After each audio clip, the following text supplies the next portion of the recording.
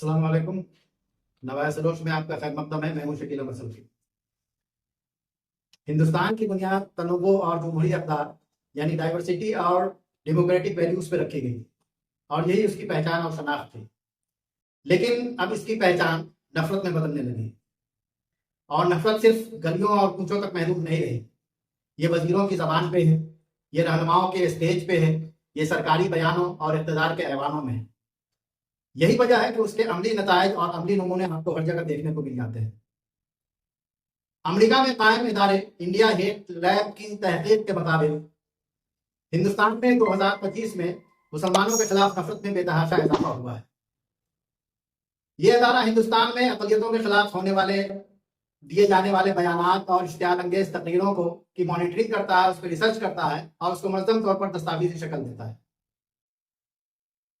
इंसानी हुकूक की तंजीमों ने वज़ीर-ए-आज़म पर और उनकी जमात पर इल्ज़ाम लगाया है कि इलेक्शन के ज़माने में या इलेक्शन की मुहिम में मुसलमानों के खिलाफ इस कदर नफरत अंगेज बयान दिए गए हैं जिसकी नज़ीर नहीं मिलती। इंडिया हेट लैब की तहकीक के मुताबिक 98.5% इश्तियाल अंगेज बयान मुसलमानों के खिलाफ दिए गए और इनमें 2/3 से ज्यादा उन रियासतों या मरकज के ज़ेर इंतज़ाम इलाकों में दिए गए जहाँ या तो बीजेपी की हुकूमत है या उसके इत्तेहादी की हुकूमत है। इन बयानात और तकरीरों में तशद्दुद पर उभारा गया और हथियार उठाने की अपील की गई। तहकीक के मुताबिक बीजेपी रहनुमाओं ने 450 नफरत अंगेज तकरीरें की, जिनमें 63 तकरीरें खुद वजीर आजम की।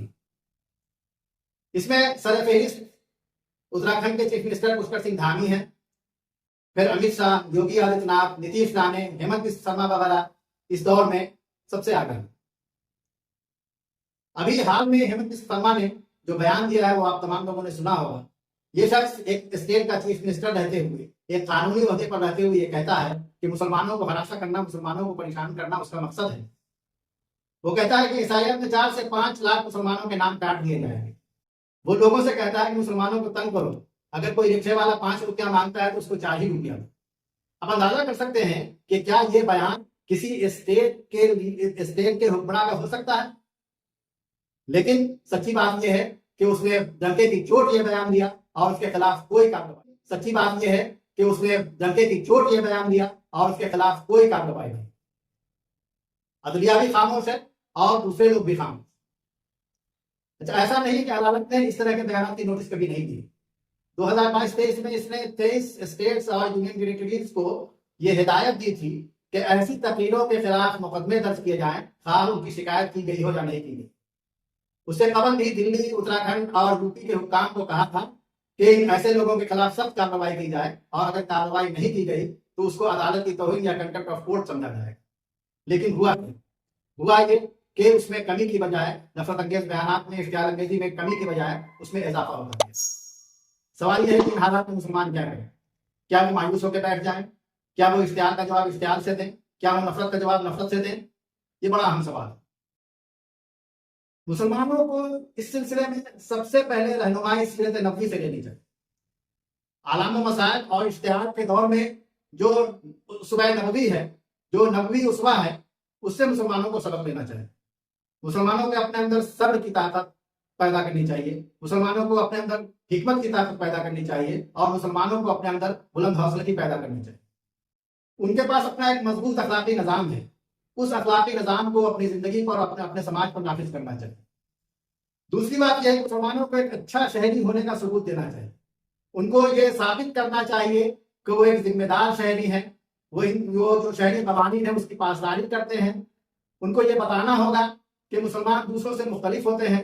अगर कोई ट्रैफिक रूल की खिलाफ वर्जी करता है तो वो मुसलमान नहीं है, अगर मुसलमान है तो वो इंक्रोचमेंट नहीं करेगा, अगर वो कहीं पे हाकिम है, वो कहीं ऑफिसर है तो वो रिश्वत नहीं लेगा, वो गलत काम नहीं करेगा। ये मुसलमानों को अपने अमल से साबित करना पड़ेगा।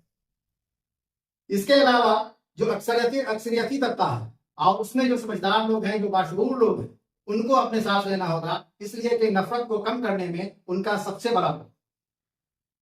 इसी तरीके से जो मजलूम तबकात हैं, जो मुसलमानों ही की तरह सताए जाते हैं, जिनके खिलाफ जुल्म किया जाता है, उन तबकात को साथ लेना होगा और इस तरीके से मिलजुल के नफरत को खत्म करने की मुहिम चलानी है।